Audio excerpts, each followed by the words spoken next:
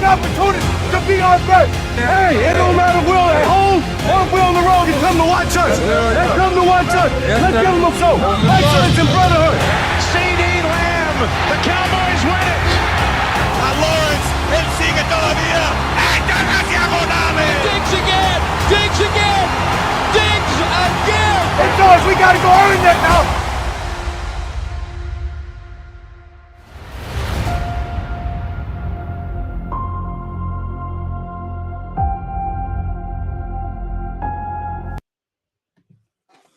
What up, fam? It's your boy CJ Richardson. Welcome back to another episode of We Talk Sports. That Monday, Tuesday, Wednesday. I put Monday Night Football fan chat on there, but it's Tuesday night. Y'all get the picture.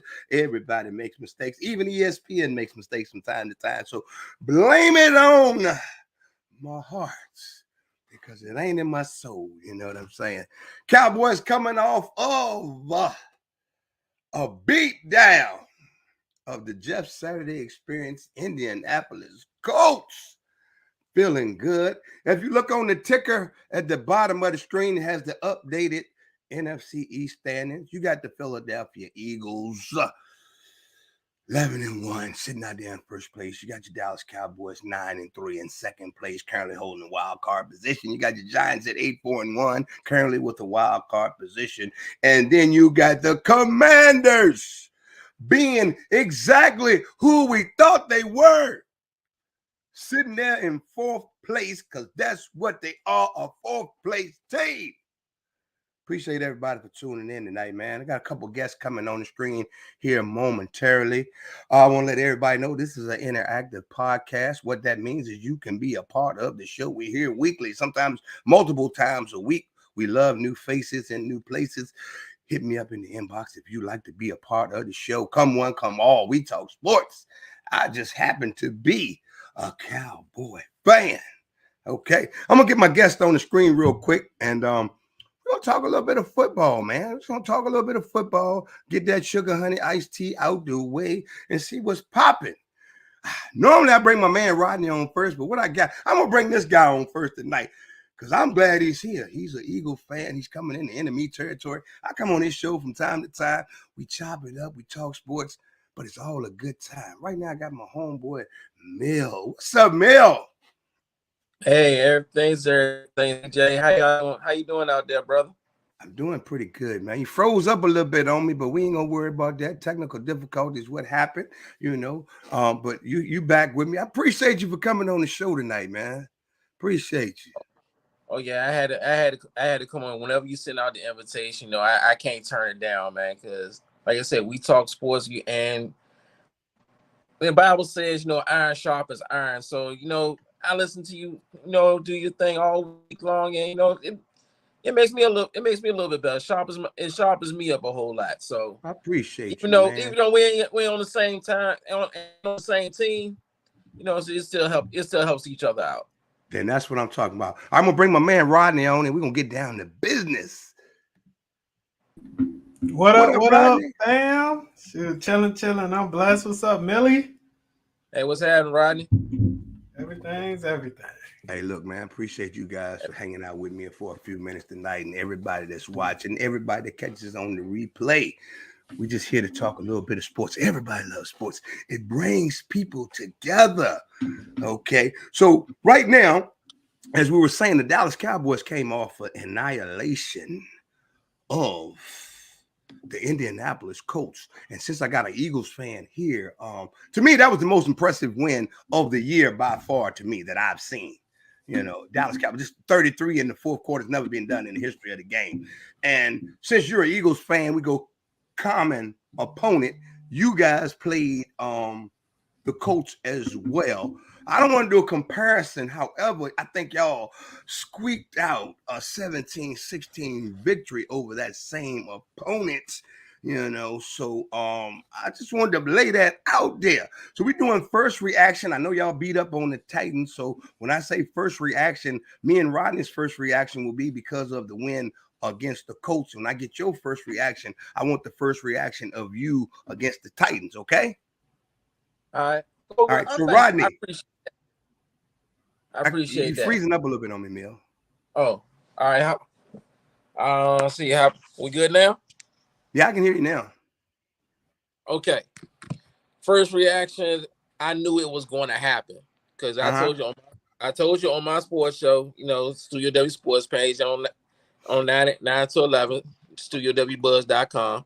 I told you Jordan Davis was going to come back. He was going to solidify that run, and he was going to solidify the run defense.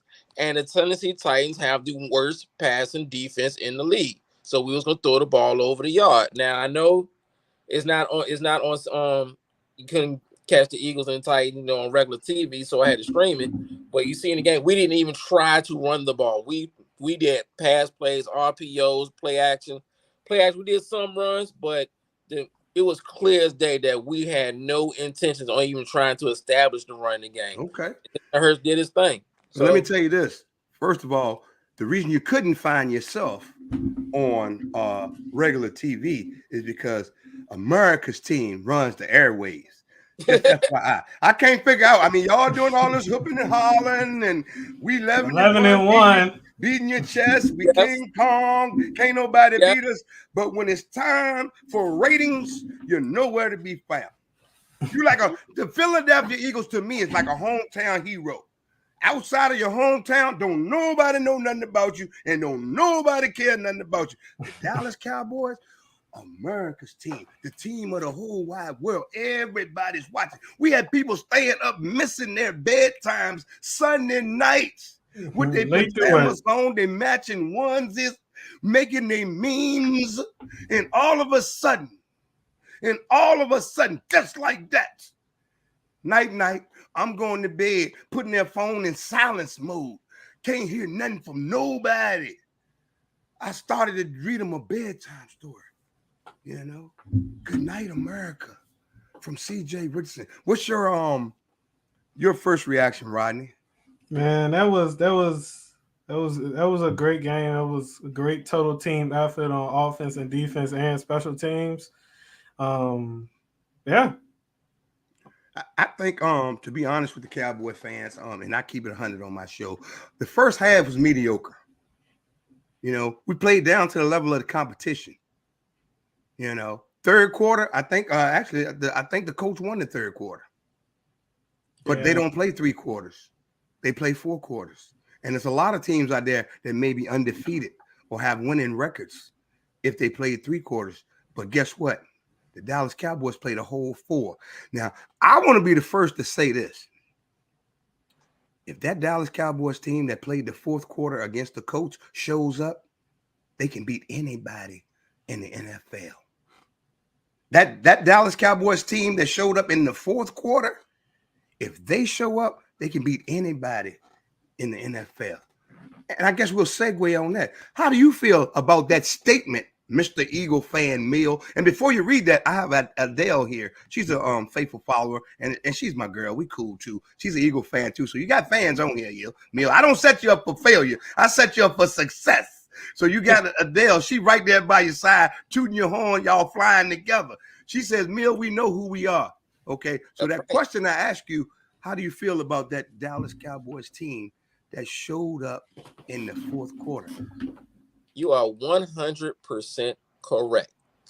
If that's the Dallas Cowboys team that showed up in the 4th quarter, because I'm not gonna lie to you, I didn't see the game. I went to WWE in Petersburg. Mm-hmm. But, I saw the stats. I saw the numbers. I heard the commentary on ESPN all day long. Right. And y'all took care of business that 4th quarter. Never been done before. That's right. And if you give the Dallas Cowboys a short field, you're going to have a long night. You might even get fired. I like that one. Just to keep it 1,000. I mean, right. Y'all did what y'all was supposed to do. You keep turning the ball over. Yeah, you score off of it. That's right. So, and I told a lot of people before the game that the Jeff Saturday experience would be over. Did I not, Rodney? The wheels fell off. The wheels completely fell off, and I don't want to see Matt Ryan ever again. Yeah, Matt Ryan was my boy. He reminded me of a Kirk Cousins like performance. Hey, Matty Ice is Matty Ice, but it's time for him to pack it up and go. I got you. What you guys say, Rodney? I do agree. We did play horrible in the first half.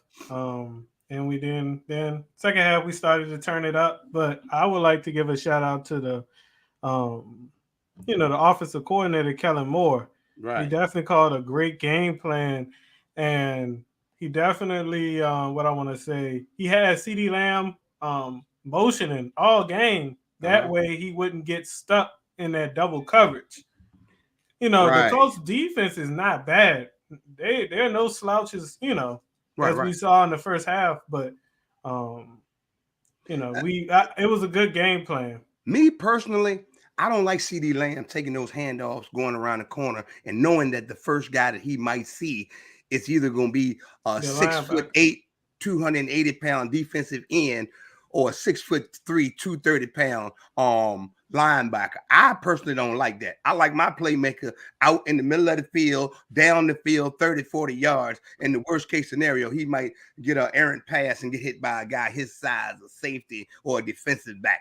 I personally, I don't like that because even though CD can protect himself, and you saw he ran over a couple guys at the end, it still puts him in harm's way. He ain't as solid as Debo. It's kind of like the Debo experiment. That's what I saw, and I don't really like it. He's one of our superstars, and we don't need to be running that play too often. I like this. Honestly, it needs sweeps, but I don't like it at all. We ran it back to back at one point. That needs to be a Turpin play. What you got? I was about to say, I can give y'all this one. I will run that play with Turpin. He's cheap. I wouldn't do that with Lamb. And let me go ahead and clear this up with Turpin. Because everybody that knows me know I'm still mad at Turpin. Because he ran those kicks back in the preseason against the worst special teams in the league, and everybody was hooping and hollering, and Turpin gonna do this and Turpin gonna do that. Has anybody seen Turpin? He hasn't done anything. He took a fair catch in the game and wasn't nobody within 15 yards. I was about to get my stuff. That's me. So me and Turpin until he run one back. He in the CJ doghouse. Straight up. He's in the CJ doghouse. Well, there ain't been a lot of kick returns this year anyway. I ain't got nothing to do with that. Kick returns hard to come back. Everybody got a game plan now. It was his claim to fame. It's what got him on the team. You got one job to do. He's supposed to be electric in space, and I have yet to see it. Hey, let's talk about some of these Cowboy stats, man. Because we gotta get this. I got a lot of built up frustration that I need to get out. Some on the Cowboy fans. Get it out. Some just in general. Appreciate everybody tuning in to We Talk Sports. It's your host, CJ Richardson, and I got my man Mill. He's a Eagles fan on the page because it's a sports page. We Talk Sports, and I got my man Rodney Jones Bay here. He's a Cowboy fan. All right, look, let's talk. So we still got Dak haters out there. We still got some Dak haters out there. All right. So for the Dak haters, I want you to know that pretty much after 8 games that Dak's been playing this year, him and Cooper Rush, 7 games versus 8 games. Cooper Rush has 161 attempts. Dak has 212 attempts. Dak is completing about 70% of his passes. Cooper Rush completed 58.4. 58.4, but you're still clamoring for Cooper Rush. I'm not sure. Cooper Rush was averaging 6.5 yards per attempt. Dak 7.4. Cooper Rush was throwing at 131 yards a game. 131. Dak is averaging 223 yards per game. Dak has 13 touchdowns. Cooper Rush had 5. Dak has 7 interceptions. Cooper Rush has 3. Dak's been sacked 8 times. Cooper Rush has been sacked 7 times. Cooper Rush rating was 80.5. Dak's is 96.1. So when they say the numbers do matter. The Dallas Cowboys offense under Cooper Rush was 27th in the league. And you want to know what it is now? Number 1. It's number 1. So we're going to stop right there real quick, Rodney. Since you're a Cowboys fan, I need you to elaborate or expand on what I just said, why we need to stop the Dak hate, the Cooper Rush love, when all the Dak numbers are better than him in the same amount of games.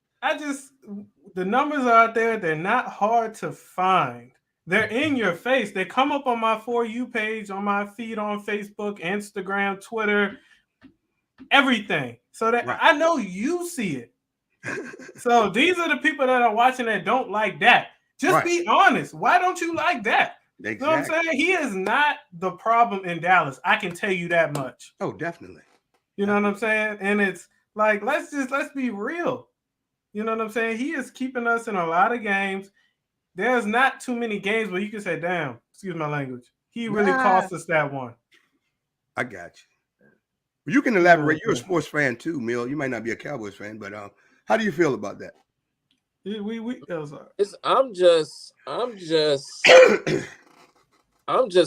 sitting back and watching all because this reminds me of me arguing with Eagles fans about Carson Wentz over Jalen Hurts. Right.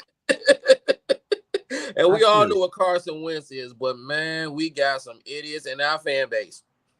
Oh, okay. We still have that beat to this day. So I have no horse in this race. Y'all have at it. But I've always wanted Dak to get his money. I never wish anything bad on Dak. I got you. But since you're here, let's flip it because I like to give equal airway time when I got guests on the show. Jalen Hurts having an outstanding year, and he might be the leader now since Patrick Mahomes took that L this weekend, and in the MVP candidate race. How do you feel about Jalen Hurts and his MVP candidacy? Hey. It's well earned. The man works hard. He's worked hard all off season. He did the right things this off season. He got with Peyton Manning and he got with Brady and worked on his passing. Now the opportunities are not going to come the way they come because it's not his style of play. He uses his legs. He might beat you with his legs one day, might beat you with his arm the next. As long as he can stay healthy. That's my number one concern. As long as he can stay healthy, because there's still a lot of football to go. And he can still get out. And if he's gone, our season's out the window. Gotcha. Offensive line, if they go down, if they don't play up to par, you see what happens. What's your backup quarterback's name? Gardner Minshew. Okay. You don't think Minshew could come in and run the system, or it'd be totally different? Nah, well, we'll be nixing the RPOs, and we'll be a lot more predictable. So gotcha. Playoff time, no. I got you. So Minshew's pretty much kind of like Cooper Rush. He's right there in that pocket. Yes, that's right. So his playbook is going to be limited. If Gardner Minshew comes in, we're cutting off half the playbook. I got you. John Bean says Cooper Rush is a bus driver. I'm not going to dog Cooper Rush, but we're comparing him to Dak Prescott. He's the number 2 quarterback. He's QB2. So we're going to leave it at that. He's part of the Cowboy Nation, and he's my guy. He's QB2. He's my guy. Teresa said they're going to hate Dak no matter what he do. Shake him off. We're not shake him off. We're just talking sports. But it is what it is. 7 years later, and we still having this conversation. It's ridiculous. Adele says it is what it is. He did his work during the off season. Now, if we have a lot of conversation going on, Adele, you have to explain what it is, but I think I can piece that one together. What you're saying is Jalen Hurts did his work during the off season, but John Bean says the Eagles have no depth. Rodney, can you send John Bean the link, please? Yeah. All right. So next thing I want to talk about is about my 1-2 punch, Ezekiel Elliott and Tony Pollard. Now we all know Tony Pollard has that burst. He's actually the leading rusher on the team right now. Right now, if you look at the stats, and Tony Pollard has played 2 more games than Ezekiel Elliott, and their attempts are right about the same. Pollard has 148 attempts. Zeke has 157. Pollard leads the team in rushing with 852 yards compared to Zeke's 654. Pollard's average per carry is 5.8. Zeke's is 4.2. Pollard's long is 57. Zeke's is 27. They both have 8 touchdowns, but then when you get over to the yards per game, Pollard is averaging 71 yards per game, and Zeke is averaging 54. So we balanced out the running backs, and Pollard is more explosive. But when you get down to the end of the game, one is averaging 71 yards a game, and the other one is averaging 65 yards a game. So other than the big play potential that Pollard gives you with his explosiveness, Zeke has proven that undoubtedly he can carry the load as well. The major difference, in my opinion, is between Ezekiel Elliott and Pollard. It's 2, actually. The blocking and the contract. Other than that, we wouldn't even be having a discussion. How would you guys like to chime in on that one? I'm gonna let Mill go first on this one. Yeah, I'll say Zeke is excellent in blitz pickup. Pollard has a lot more to be desired, but I think if Zeke didn't miss those games, I think he would be leading rushing. But y'all, as long as y'all keep that running game up, that's gonna be key. But there's a real good balance between Pollard and Zeke. Right, they both get the job done. It's a great 1-2 punch. What do you say, Rodney? I agree with the both of y'all, man. They're a great 1-2 punch. Let's just keep rolling because I think Zeke, I watched the interview with him and Tony Pollard. He actually admitted that all of those carries in the past, when we got to the playoffs, he was burnt out. Right. So, you know what I'm saying? Splitting the carries, keeping Zeke and Tony Pollard healthy. And then we got players coming back for the playoffs later in the season is going to only make us better. Right. And both of them are productive and there's no drama. So right. And I love them both. They're great friends off the field. Off the field. Yeah. So and that makes it even better. Pollard even stated that Zeke is right there with him, is helping them, and they don't have a problem. So I'm not sure why the fans. We got John Bean, Cowboy Bean, with us. You on mute, John.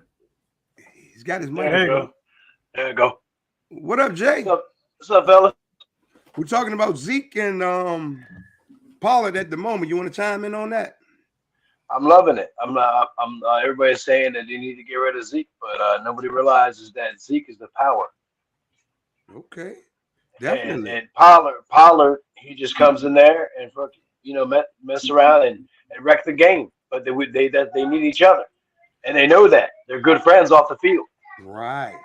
I'm glad that Kellen Moore has figured this thing out to maximize both of their potential, because the chemistry that Dak is developing with Pollard in the passing game is really what's impressing me. Yeah, because he can beat most linebackers one-on-one in any facet of the game, inside or outside. And normally, when Pollard gets it in space, it's going to the house.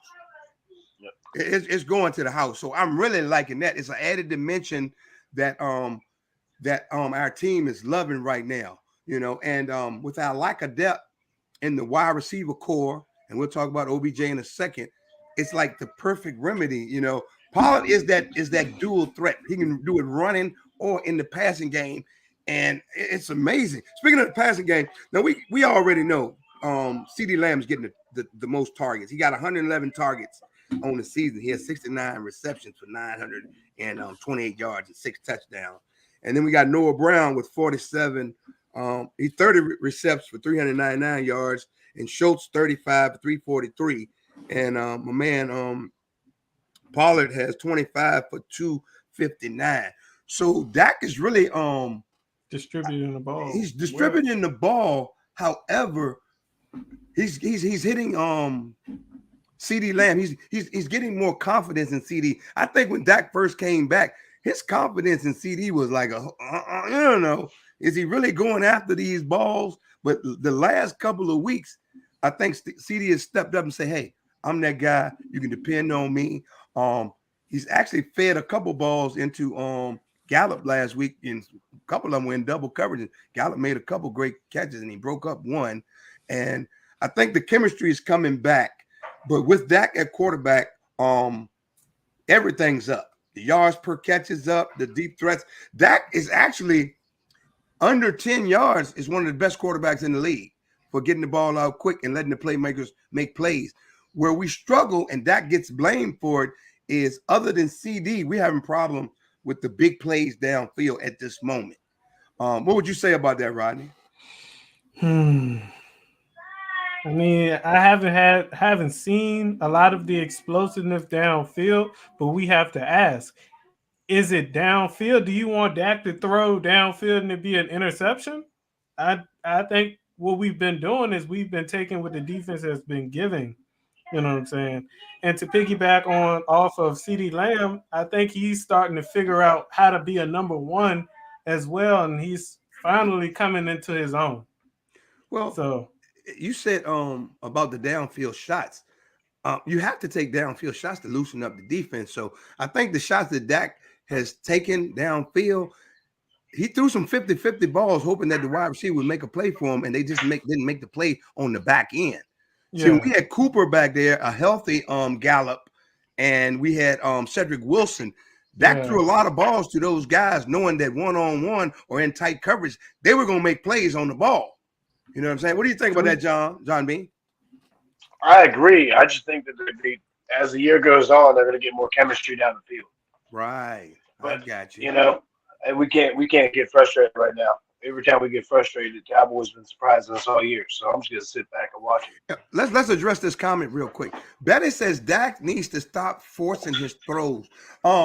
I think there's a difference between forcing and giving a receiver an opportunity to make a play, because a lot of people blame Dak for every little thing. However, at the end of the game, his numbers are right where they're supposed to be. I think if you look back, Dak has had 3 bad games this year. I got to give him credit. Tampa Bay game, he sucked. Green Bay game, he sucked. And Dak's my guy. And it was one other game, 50-50. You know what I'm saying? He didn't have a great first half against the Colts, but when you go back and look at the numbers, you know, it was above board. 3 touchdowns, 1 interception, 20 for 30. I forgot 200 and some odd yards. You know, you got anything you want to say on this one, Mill? A lot of interceptions that I've seen Dak throw this season really was more on the receivers running the wrong route. So I can't agree with y'all on that one. Right. I think it's all boils down to communication. Dallas Cowboys are dead last or 31st in penalties. Oh yeah, definitely 31st. But that ain't had penalties. Don't have nothing to do. Communication. Yeah, I go with the communication, but penalties is a whole different entity itself. That's forcing the ball. That's a problem that we have to solve. The penalties. Penalties are communication, just like running the wrong routes. Communication issues. One guy's thinking one thing and one guy's doing something different. Because some of our penalties are bonehead penalties. You know what I'm saying? We hitting guys lead. You know what I'm saying? Taunting. We got a couple of taunting calls. You know, our penalties stem mainly false starts, illegal block in the back, and third downs. We always hold it. And I think that's more of a referee problem, but don't get me started on that. You know what I'm saying? Because somehow we get that phantom referee call every game. But speaking the Green Bay game in overtime. Right. Speaking of wide receiver core, the Eagles got a pretty good wide receiver core. I'm gonna let you talk a little bit about that. They had 2 wide receivers go over 1,000 yards for, I believe, like the first time in Eagles history. Deshaun Jackson, Jerry Macklin did it, but Devontae Smith and AJ Brown, both of those about to eclipse 1,000-yard mark. As crazy as that sounds, because you look at our offense production, you don't see that looking at our passing yards week after week after week after week. But both of them about to hit that 1,000-yard mark, and in a couple of weeks, Dallas Goedert will be back in the line. So that's going to open things up for those guys. And you know, I just can't wait till Sunday each week. All right, just see those guys put on that Batman cape. All right, since we're talking about receivers, we'll turn the page a little bit. OBJ was in town. Okay, the whole world's been talking about the Dallas Cowboys signing OBJ. He was in town. They wined him. They dined him. They talked. He didn't work out. Did you do something? How do you guys feel about OBJ? I'm gonna start with you, Cowboy Bean. How you feeling about OBJ at this point? For what I'm hearing, he's not even ready yet. I do want him with the Cowboys. I just don't want him to be a progress stopper, and I don't want Kellen Moore to get away from running the ball now that we got another weapon. Gotcha. What about you, Rodney? I feel good about signing him. You know, I'd rather play with him for us than against him in the playoffs. Okay. It's rumored that he won't be ready till mid-January, so that will be wild card weekend. So, you know what I'm saying? We gotta wait. We gotta see what how his knees going. What do you think?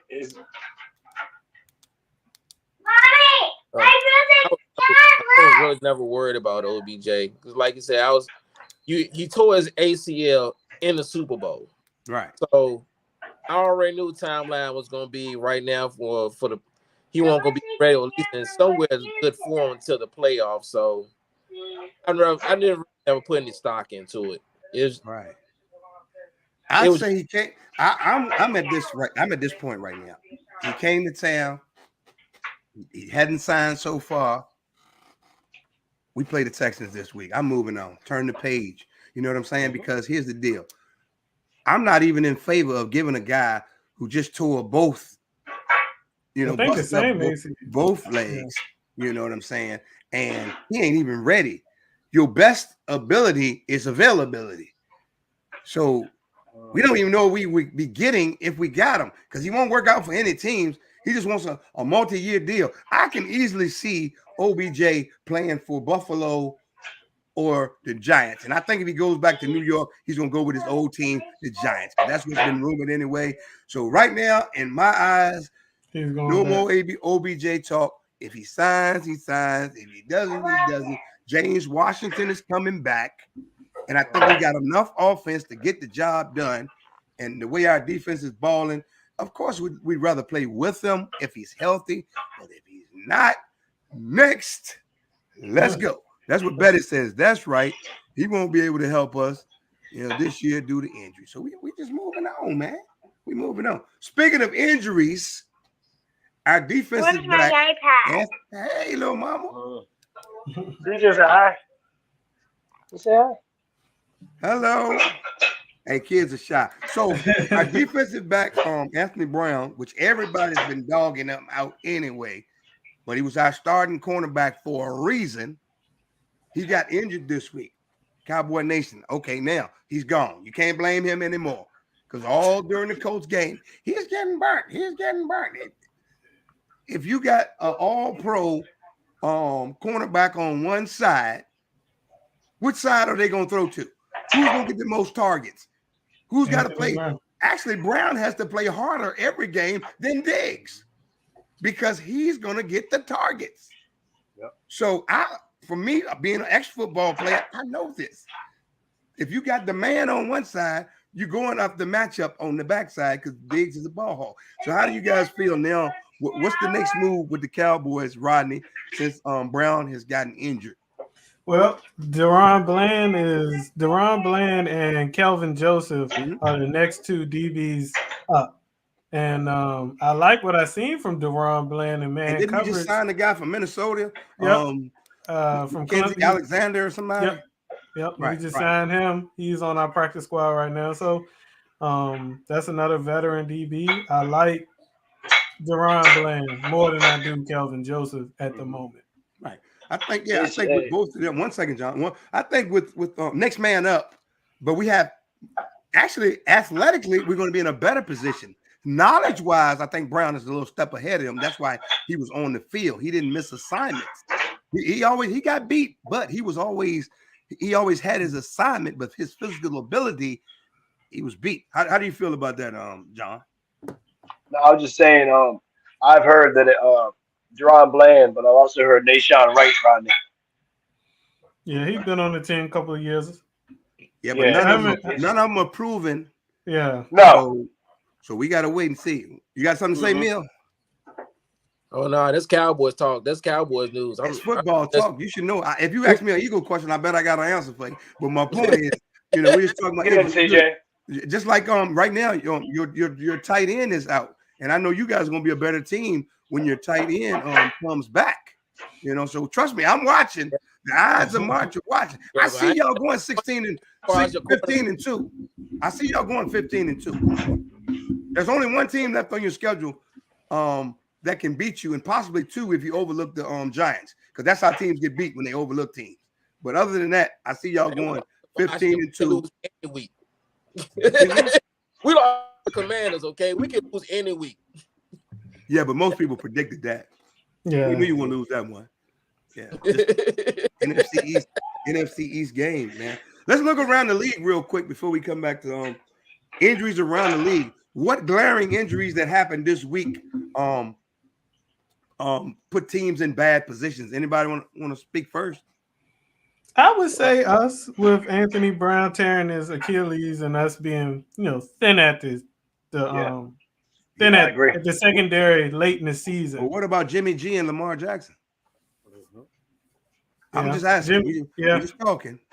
How do you think those injuries affect those teams moving forward? We'll give everybody 45 seconds to speak on that. Meal, how do you feel about the Jimmy G and the Lamar Jackson injuries moving forward?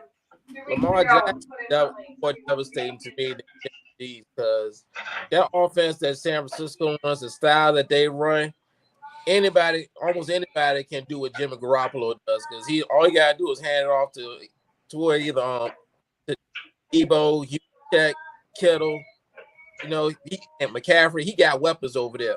But that Baltimore Ravens offense is tailored for Lamar Jackson. Okay. Huntley, has he won a game? I don't think he's won. I think he did because Lamar had been hurt before, and Huntley came in and he won a couple games. Okay. Well, he won his first one against, that close one against Denver? Right. So how do you feel, Rodney, about that situation? Well, it's devastating for 49ers because Jimmy G's gone for the season. Lamar can come back within 1 to 3 weeks with the knee sprain.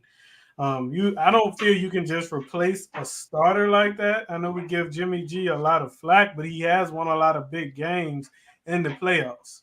So the NFC West is wide open for, the Seahawks to overtake again. With the Ravens, their season, it depends on when Lamar Jackson can come back, whether their season is over or not. What do you think about that, John? I know there's one behind me. Charlene is a Ravens fan, and she's been saying that something's wrong with Lamar for weeks now. They need to put Huntley in to give Lamar some time. And now this happened. She was mad as hell on Sunday. Well, this is what I think, okay? Anytime your star quarterbacks go down and hold on, let me ban somebody real quick. There we go. Somebody trying to put something crazy on the screen. Y'all saw that. That was crazy. Yeah. Anytime your star quarterbacks go down, it's a problem. Jimmy G, I think both of these injuries affect both teams the same way because that guy that played at Iowa State, Mr. Irrelevant, teams didn't. He got thrusted into the game. There was no pressure on him to do anything.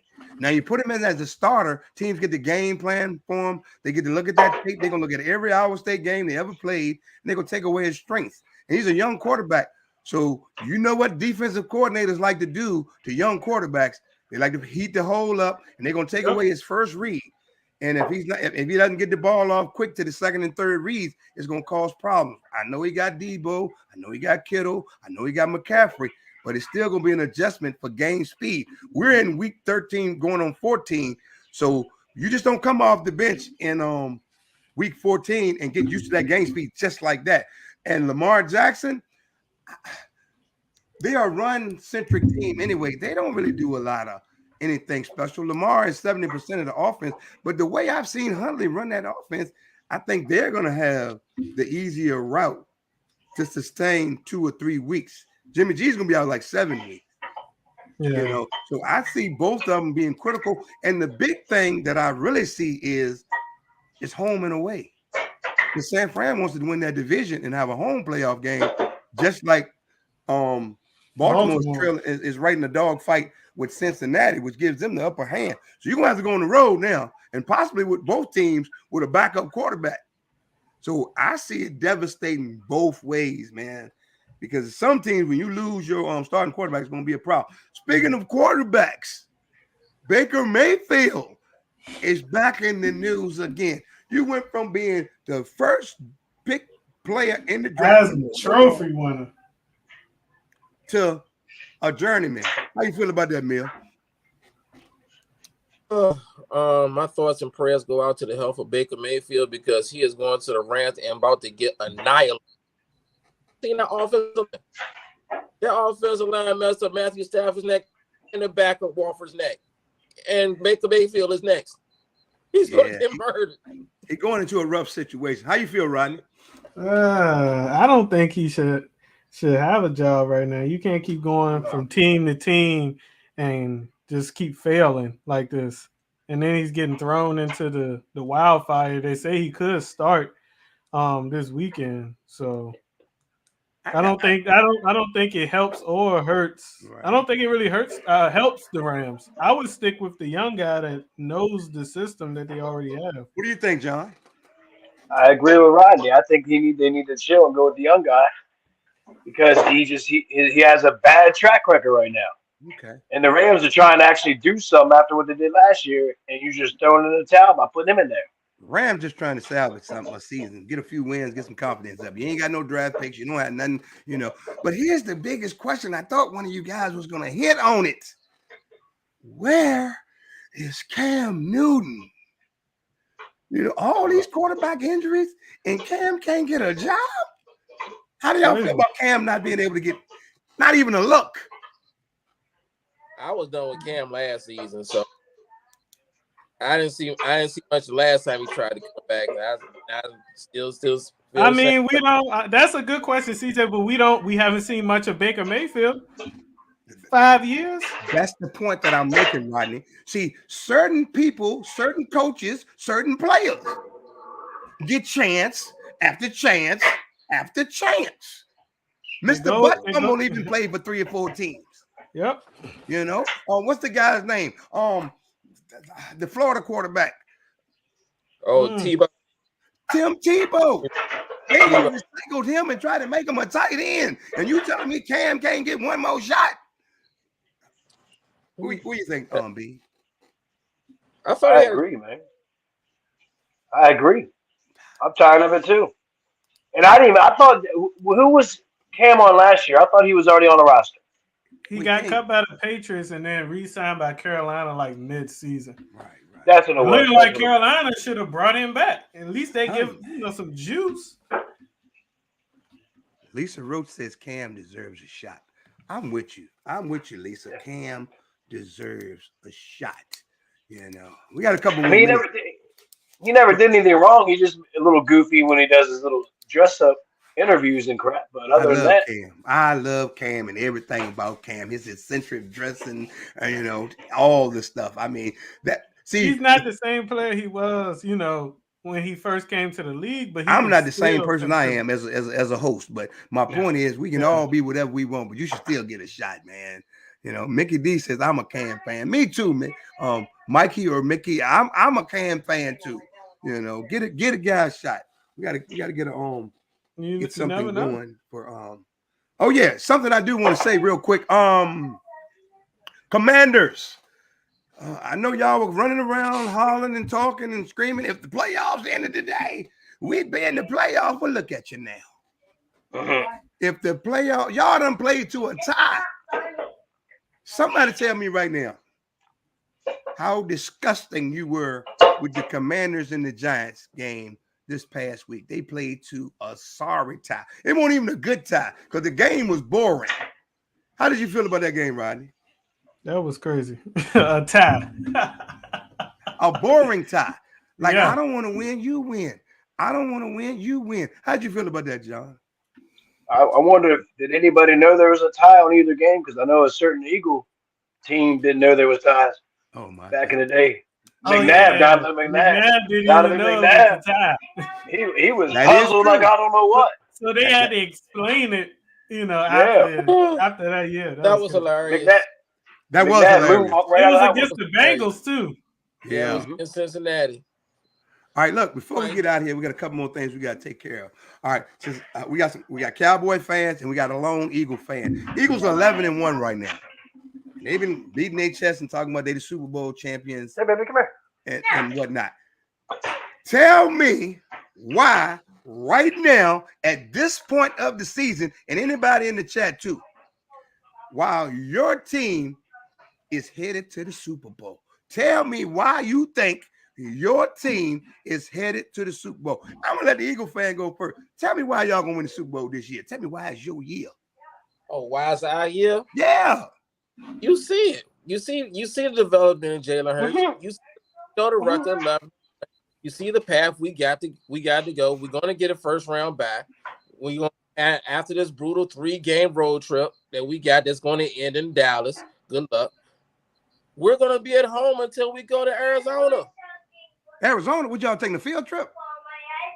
Yeah, going to Dallas and get pulling out a W. Yeah, that's a nice little field trip we're going to have. I thought you said until you go to Arizona. I said you're going to Arizona for a field trip or something. You told me why we what's in Arizona? That was a question. Why are we going to the Super Bowl? That's why.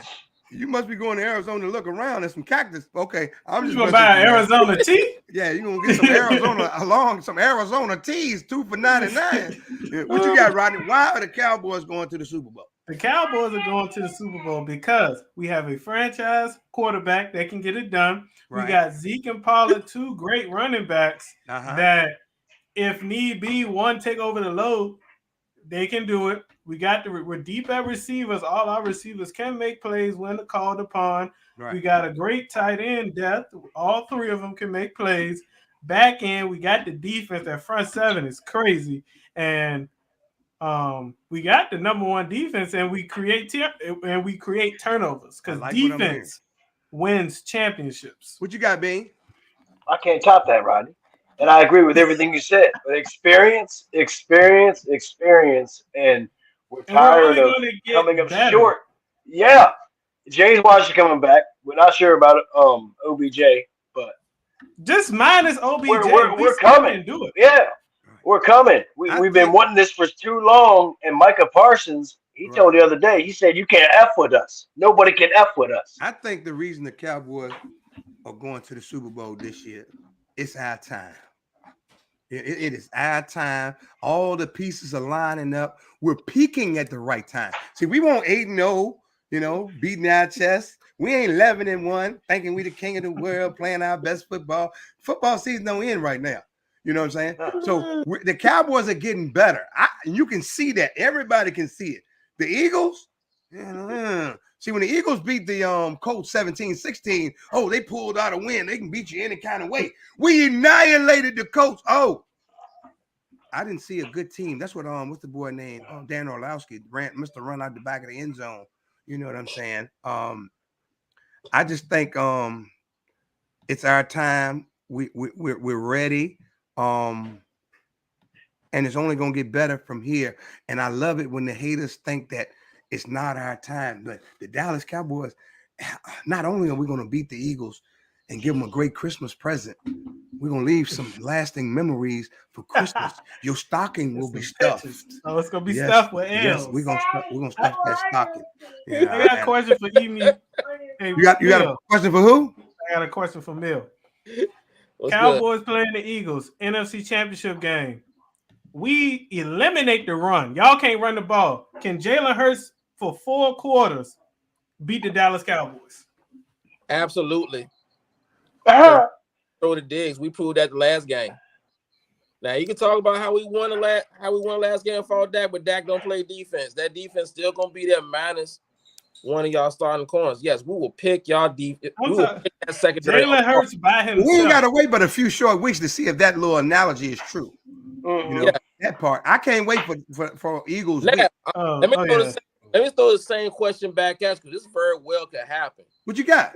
I'm real excited to see Jordan Davis line up next to Linval Joseph against that Dallas Cowboys defense. Against that Cowboys O-line, and see if those double teams going to work then. So we take away the run. Can y'all beat our pass? Can y'all beat our secondary? You'll see. We did it. We actually did it with Cooper Rush, but you don't watch the game, did you? It was 2017, and it was a close game in the fourth quarter. You didn't beat our corners. Hey, whoever's back there, we beat whoever back there. Here's one of your little friends. Hold on, partner. We got Dale Baker says, CJ, you say that every year. Come on, man. It's our time. Well, what better time to say it than again this year, Adele? And just for the record, Adele, Adele and friend. Hold on. Just for the record, Adele, y'all only won 1 Super Bowl in your lifetime in 75, 85 years. So don't come on here like y'all perennial champions, okay? You won 1 Super Bowl. You got 1 ring. You won the last one. No, it don't matter. Somebody else won last year. Okay. one. That's all that. We the Why last. the heck? In the Mel, why is it that you always tell us how long it took us to get, how long it's been since we've been back there? Okay, but then when you get that one, right, you got that one. When are you gonna catch up to our 5? When are you gonna come up to our 5? When are you gonna catch up to 5? Come talk to me, just like everybody in Mount Air. When you talk, 5. How dusty are them jokers? Out of here. Them jokers are dusty. Not dusty. Not 1, they not dusty. 2, not 3, not 4, but 5 of them things. Woo! 5. It don't matter how long it took, how long it's been since we've been there. We got them.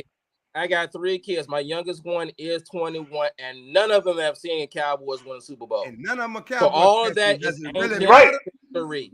Does it really matter? Just like I got 3 world championships. You got YouTube, right? History. If you got YouTube, you can watch the Cowboys Super Bowl tonight if you want to. So go and get your old lady, get your old lady, and go ahead and watch the goddamn Super Bowl, boy. Michael Jackson did one of our halftime. Hey, pretty baby, with those high. We was busting the Bills up so bad. Michael Irvin snuck out of the locker room to see the performance.